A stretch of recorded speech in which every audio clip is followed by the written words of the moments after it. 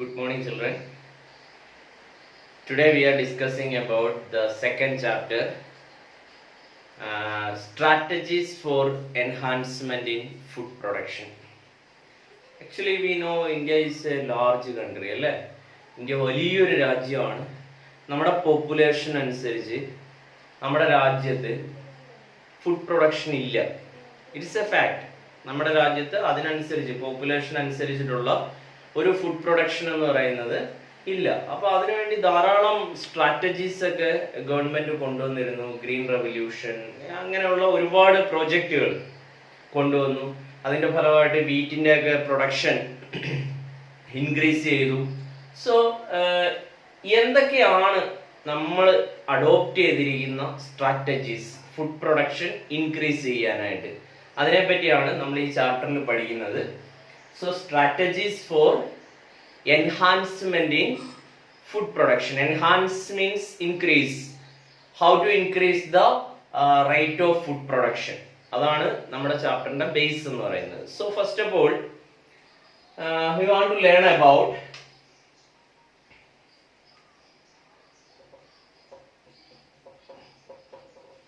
dairy farm management.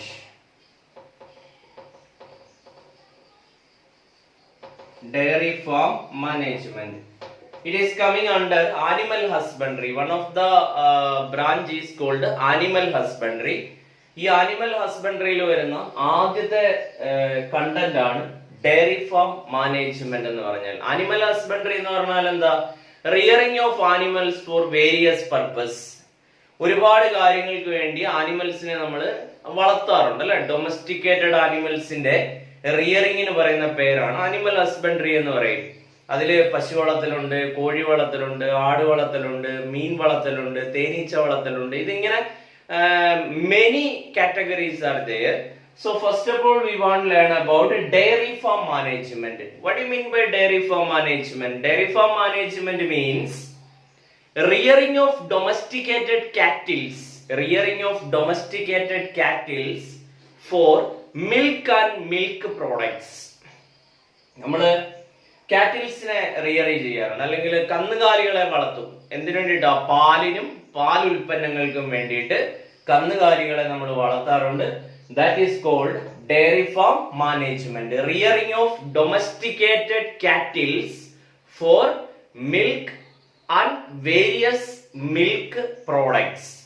That is called dairy farm management.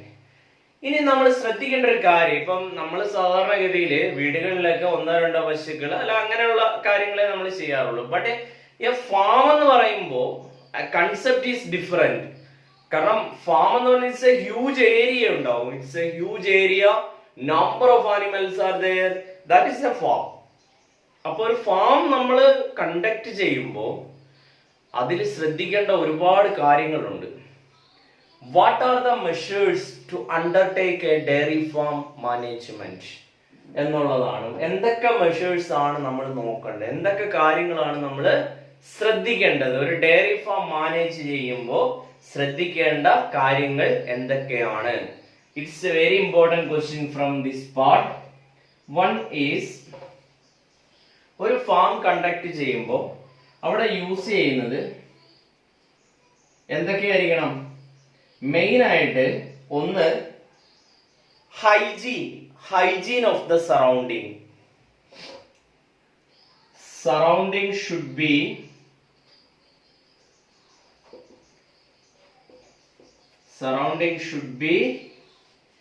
NEET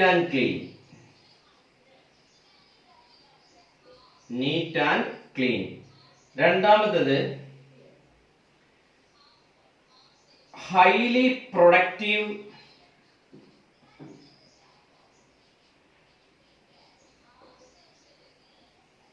cattle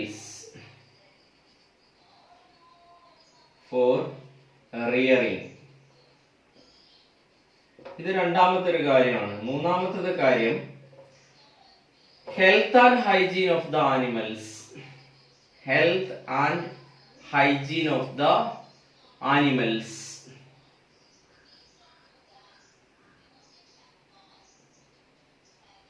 ആനിമൽസിന്റെ health and hygiene എന്ത് ചെയ്തിരിക്കണം?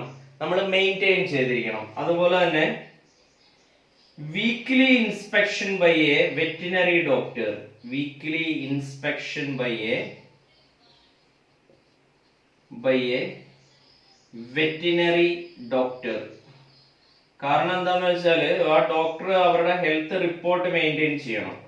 അതാണ് അതിന്റെ reason എന്ന് പറയുന്നത് കേട്ടോ. Maintenance of A health register. Maintenance of A health register. Okay, ഇതെല്ലാം ഇത്രയും മെയിൻ ആയിട്ടുള്ള കാര്യങ്ങളാണ്. പിന്നെ എക്സ്ക്രീറ്ററി വേസ്റ്റ് ഡംപ് ചെയ്യുന്നത് ഒരു പ്രോപ്പർ പ്ലേസ് ഉണ്ടാവണം. ഇങ്ങനെയുള്ള കാര്യങ്ങളെല്ലാം ഹൈബ്രിഡ് ആനിമൽസിനെ റിയർ ചെയ്യാനായിട്ട് ശ്രമിക്കുക. ഇതൊക്കെ നമുക്ക് അതിനകത്ത് ആഡ് ചെയ്യാം. ഇതെല്ലാം ഇങ്ങനെ ഉണ്ടെങ്കിൽ മാത്രമേ ഒരു ഫാമിന്റെ ലൈസൻസ് കിട്ടുള്ളൂ. മനസ്സിലായോ? അല്ലാതെ നമുക്ക് വെറുതെ ഓടി ചെന്നിട്ട് ഒരു ഫാം ഒന്നും ഇങ്ങനെ സെറ്റ് ചെയ്യാനൊന്നും പറ്റില്ല. ഇതിന് ലൈസൻസ് വേണം. അത് വീക്കിലി എങ്കിലും ഒരു വെറ്റിനറി ഡോക്ടർ അത് വിസിറ്റ് ചെയ്തിരിക്കണം. അതിനെപ്പറ്റി കാറ്റിൽസിന്റെ ഹെൽത്തിനെ പറ്റി ഉള്ള ഒരു രജിസ്റ്റർ അവിടെ മെയിൻറ്റെയിൻ ചെയ്തിരിക്കണം. ഇതെല്ലാം ശ്രദ്ധിക്കേണ്ട കാര്യങ്ങളാണ്. പിന്നെ ഇത് കൂടാതെ ഹൈലി ന്യൂട്രിയൻ ഫുഡ് സപ്ലൈ ആയിരിക്കണം. വാട്ടറിങ് പ്രോപ്പർ ആണോ, ന്യൂട്രിയൻ ഫുഡ് ആണോ സപ്ലൈ ചെയ്യുന്നത്, ഇതൊക്കെ നമ്മൾ ശ്രദ്ധിക്കേണ്ട കാര്യങ്ങളാണ് ഒരു ഡയറി ഫാം മാനേജ് ചെയ്യുമ്പോൾ. So what are the measures adopt in A dairy farm? These are the measures. Surroundings should be neat and clean. Highly productive cattle are to be reared in the cattle farm. Health and hygiene of the cattle is a very important category. Weekly inspection by a veterinary doctor. Maintenance of a health register. Then highly nutrient food supply. Proper watering. Proper caring of the animals. And proper dumping of excretory waste. These all are to be take care while a dairy farm is running. Clear? So I hope you understand. So what do you mean by dairy farm management? Rearing of domesticated cattle is called dairy farm management. പിന്നെ ഞാൻ പറഞ്ഞത് ഒരു dairy farm manage ചെയ്യുമ്പോൾ ശ്രദ്ധിക്കേണ്ട കാര്യങ്ങളാണ് ഇതെല്ലാം. Surrounding neat and clean ആയിരിക്കണം. Proper nutrient supply, food supply ഉണ്ടാവണം. പിന്നെ ഹൈലി പ്രൊഡക്റ്റീവ് ആയിട്ടുള്ള ആനിമൽസിനെ മാക്സിമം യൂസ് ചെയ്യാനായിട്ട് ശ്രമിക്കണം. അതുപോലെ health and hygiene of the animal എന്ന് പറയുന്നത് ഇറ്റ്സ് എ മസ്റ്റ് തിങ്. നിങ്ങൾക്കറിയാം പല സ്ഥലങ്ങളിലും ഒരു കാറ്റിലിന് രോഗം വന്നു കഴിഞ്ഞാൽ that is spread to the others also. അപ്പൊ അത് സ്വാഭാവികമായിട്ടും അതൊരു എന്താ പറയാ സോഷ്യൽ ഇഷ്യൂ ആയിട്ട് മാറും. കാരണം അവിടെ നിന്നുള്ള പ്രോഡക്റ്റ് യൂസ് ചെയ്യുന്ന ധാരാളം ആളുകൾ ഉണ്ടാവും. അവരിലേക്കൊക്കെ ഇത് സ്പ്രെഡ് ചെയ്യാനുള്ള ഒരു കമ്മ്യൂണിറ്റി സ്പ്രെഡിലേക്ക് ഇത് പോകും. അപ്പൊ അങ്ങനെയുള്ള കാര്യങ്ങൾ തടയാൻ വേണ്ടിയിട്ടാണ് weekly inspection by a veterinary doctor. ആ ഡോക്ടർ അവിടെ എന്ത് ചെയ്യണം? ഓരോ കാറ്റിൽസിനെയും പരിശോധിച്ചിട്ട് അതിന് ആരോഗ്യപരമായിട്ട് കുഴപ്പങ്ങളൊന്നും ഇല്ല എന്നുള്ളത് അവിടെ എഴുതണം. വീക്ക്ലി റിപ്പോർട്ട് വെക്കണം.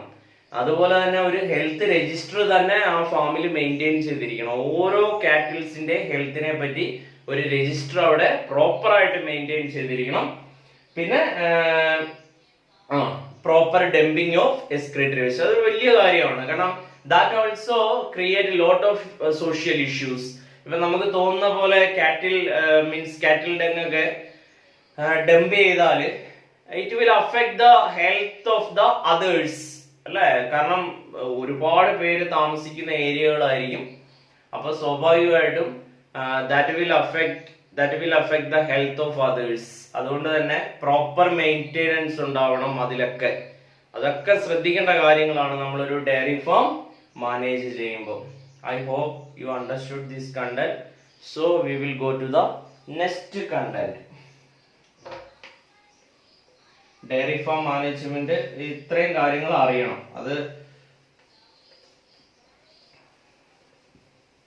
അടുത്തത്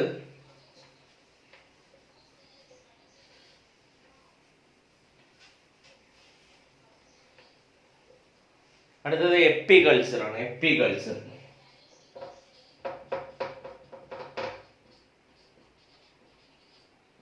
എപ്പികൾച്ചർ എന്ന് പറഞ്ഞാൽ എന്താ?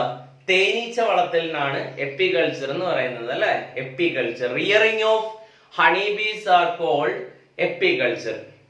അപ്പൊ സ്വാഭാവികമായിട്ട് നിങ്ങൾ ഇതിനകത്ത് നിന്ന് നീറ്റിനൊക്കെ ചോദിക്കുന്ന ഒരു ക്വസ്റ്റ്യൻ ഉണ്ട്. രണ്ട് കാര്യങ്ങൾ ഞാൻ പറയുന്നത് വളരെ ശ്രദ്ധിച്ചോണം. The commonly cultivating Indian honey bee in India for apiculture. The commonly cultivating Indian honeybee in India for apiculture. അത് ഏതാണ്? എപ്പിസ് ഇൻഡിക്കയാണ്. എപ്പിസ് ഇൻഡിക്ക അതാണ് ഹണിബിയുടെ പേര്. എപ്പിസ് ഇൻഡിക്ക എന്നാണ്. ഇനി അടുത്ത ചോദ്യം, commonly cultivating honeybee in India for apiculture. നമ്മൾ സാധാരണയായിട്ട് ഇന്ത്യയിൽ റിയർ ചെയ്യുന്ന കോമൺ ഹണിബി ഏതാണ് എന്ന് ചോദിച്ചാൽ ദാറ്റ് ഈസ് എപ്പിസ് മെല്ലിഫെറ. ഈ രണ്ട് question, it's a continuous question in the NEET examination. Confuse ചെയ്യുന്നതാണ്. അപ്പോൾ നിങ്ങളത് ക്ലിയർ ആയിട്ട് മനസ്സിലാക്കുക. എപ്പിസ് ഇൻഡിക്ക എന്ന് പറഞ്ഞാൽ എന്താണ്? Commonly cultivating Indian honey bee in India is called Apis indica. ഇന്ത്യക്കാരനായ, ഇന്ത്യയിൽ കോമൺ ആയിട്ട് കൾട്ടിവേറ്റ് ചെയ്യുന്ന ഹണിബി ആണ് ഏത്? എപ്പിസ് Indica.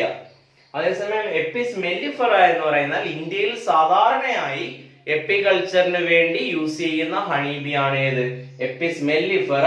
It is not an Indian origin honeybee, it is an Italian species Apis mellifera. അപ്പൊ ഈ രണ്ട് കാര്യങ്ങൾ മുൻപേ തന്നെ നിങ്ങൾ അറിഞ്ഞിരിക്കുക. This is a fact for you. Okay. So apiculture എന്ന് പറഞ്ഞാൽ എന്താണ്? Rearing of honey bees for various product. നിങ്ങൾക്കറിയാം ഹണി ഉണ്ട്, അതുപോലെ തന്നെ ബീ വാക്സ് എന്ന് പറയുന്ന സാധനം ഉൽപ്പാദിപ്പിക്കുന്നത് ഹണി ബീയിൽ നിന്നാണ് അല്ലെ. അപ്പൊ ഇതെല്ലാം ഹണി ബീയുമായി റിലേറ്റഡ് ആയിട്ടുള്ള കാര്യങ്ങളാണ്. ഇനി മെഴുക്, ബീ വാക്സ് എന്ന് പറഞ്ഞാൽ മെഴുക്, അത് ഉൽപ്പാദിപ്പിക്കുന്നത് ഹണി ബീയിൽ നിന്നാണ്. സോ ഹണി, ബീ വാക്സ് ഇതെല്ലാം എക്കണോമിക് പ്രോഡക്റ്റുകളാണ്. എപ്പികൾച്ചർ വഴി ഉണ്ടാക്കുന്ന എക്കണോമിക് പ്രോഡക്റ്റുകളാണ്. ഹണിയുടെ കാര്യം ഞാൻ പ്രത്യേകിച്ച് പറയേണ്ട കാര്യമില്ല. It is high economic value ഉള്ള, ഹൈ മെഡിസിനൽ വാല്യൂ ഉള്ള ഒരു എക്കണോമിക് പ്രോഡക്റ്റ് ആണ് ഹണി എന്ന് പറയുന്നത്. So it is very costly also.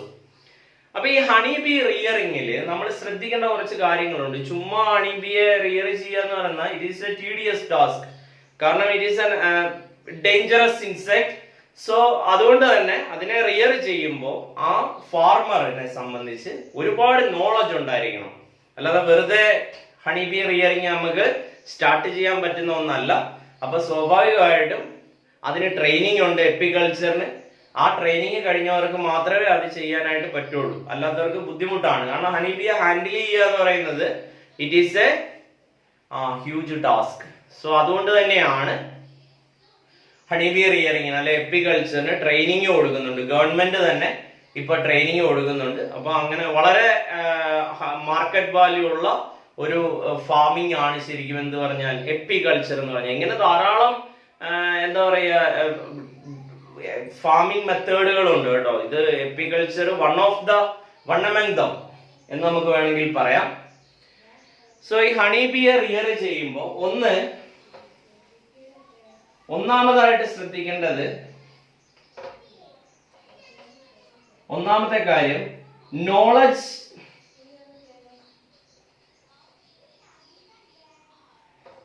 And nature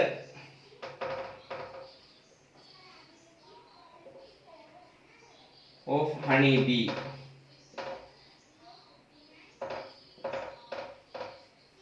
Knowledge and nature. Knowledge and nature means knowledge of the farmer regarding the nature of honeybee. Knowledge of the farmer regarding the nature of the honeybee. Okay. നമ്മൾ ഫാർമറിനെ സംബന്ധിച്ച് ആ ഹണിബിയുടെ നേച്ചറിനെ കുറിച്ച് ഒരറിവുണ്ടാവണം. അത് must ആയിട്ടുള്ള ഒരു കാര്യമാണ്. പിന്നെ ഇതിന്റെ പൊസിഷൻ, ബീ ഹൈവ്, അതിനാണ് നമ്മൾ തേനീച്ചക്കൂടിന് പറയുന്ന പേര് ബീ ഹൈവ് എന്നാണ് പറയാ. നമ്മൾ വളർത്താൻ ഉപയോഗിക്കുന്ന ആ ഒരു പെട്ടി പോലൊരു സാധനമാണ്. That is called bee hive. ആ ബീ ഹൈവിന്റെ പൊസിഷൻ എന്ന് പറയുന്നത് നമുക്ക് തോന്നിയ പോലെ കൊണ്ട് വെക്കാൻ പറ്റില്ല. അത് ശരിക്കും പറഞ്ഞാൽ ചെയ്യേണ്ടതെന്ന് പറഞ്ഞാൽ ഫ്ലവേഴ്സ് കൂടുതലുള്ള അല്ല പ്ലാന്റേഷന്റെ ഇടയിലായിരിക്കണം. It should be placed in between the plantation. കാരണം എന്താ വെച്ചാൽ ഹണി ബീക്ക് പോയി തേൻ കളക്ട് ചെയ്ത് കൊണ്ടുവരാൻ പറ്റുന്ന ഒരു ഏരിയ ആയിരിക്കണം ഇതിന്റെ ലൊക്കേഷൻ എന്ന് പറയുന്നത്. അതാണ് ഞാൻ പറഞ്ഞത് ആദ്യമേ, ഇതിന് ട്രെയിനിങ് ആവശ്യമാണ്. അപ്പം position of the beehive is one of the factor. Position of the beehive. Position of the beehive. It should be placed in between the plantations. So മൂന്നാമത്തേത് collection of honey. The farmer should know about the collection of honey. എങ്ങനെയാണ് honey collect ചെയ്യുന്നത് എന്ന് കൃത്യമായിട്ട് ആ farmer അറിഞ്ഞിരിക്കണം. ഇത്രയും കാര്യങ്ങൾ നമ്മൾ എപ്പികൾച്ചർ ചെയ്യുമ്പോൾ, പിന്നെ സീസണൽ ആയിട്ട് ബീ ഹൈവിന്റെ പൊസിഷൻ ചേഞ്ച് ചെയ്യാനും കൂടെ അറിഞ്ഞിരിക്കുക. കാരണം റെയിനി സീസണിനെ പോലെ ആയിരിക്കില്ല സമ്മർ സീസൺ പോലെ ആയിരിക്കില്ല വിന്റർ സീസണിൽ ചെയ്യേണ്ടത്. അപ്പൊ സ്വാഭാവികമായിട്ടും സീസണൽ വേരിയേഷൻ അനുസരിച്ച് ബീ ഹൈവിന്റെ പൊസിഷൻ എന്ത് ചെയ്യണം, ചേഞ്ച് ചെയ്യണം. ഇങ്ങനെയുള്ള കാര്യങ്ങൾ അറിഞ്ഞിരിക്കുക. അപ്പൊ എന്തൊക്കെയാ നമ്മൾ പറഞ്ഞത്? ഒന്ന്,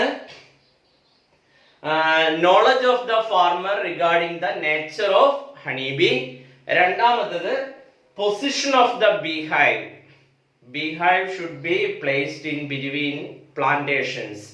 പ്ലാന്റ്സ് ധാരാളമായിട്ട് വളരുന്ന ഏരിയകളിൽ വേണം ഇത് പ്ലേസ് ചെയ്യാനായിട്ട്.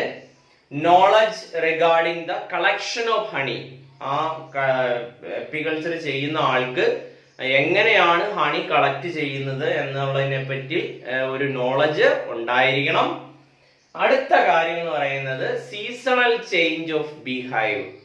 ബീഹൈവ് നമ്മുടെ ക്ലൈമാറ്റിക് കണ്ടീഷൻ അനുസരിച്ച് ചേഞ്ച് ചെയ്യുന്ന അതിനെപ്പറ്റി ഫാർമർ അറിഞ്ഞിരിക്കണം. ഇത്രയും കാര്യങ്ങളാണ് എപ്പികൾച്ചർ ചെയ്യുമ്പോൾ അറിഞ്ഞിരിക്കേണ്ട കാര്യങ്ങൾ എന്ന് പറയുന്നത്. ഇനി എപ്പികൾച്ചറിൽ ഞാൻ ആദ്യം പറഞ്ഞ രണ്ട് കാര്യങ്ങൾ നിങ്ങൾ ഓർത്തിരിക്കുക. ഇന്ത്യയിൽ കൾട്ടിവേറ്റ് ചെയ്യുന്ന ഇന്ത്യക്കാരനായ ഹണിബി ഏതാന്ന് ചോദിച്ചാൽ ദാറ്റ് ഈസ് എപ്പിസ് ഇൻഡിക്ക. ഇന്ത്യയിൽ കോമൺ ആയിട്ട് കൾട്ടിവേറ്റ് ചെയ്യുന്ന ഹണിബി ഏതാന്ന് ചോദിച്ചാൽ ദാറ്റ് ഈസ് എപ്പിസ് മെല്ലിഫെറ. അതൊരു ഇറ്റാലിയൻ സ്പീഷീസ് ആണ്.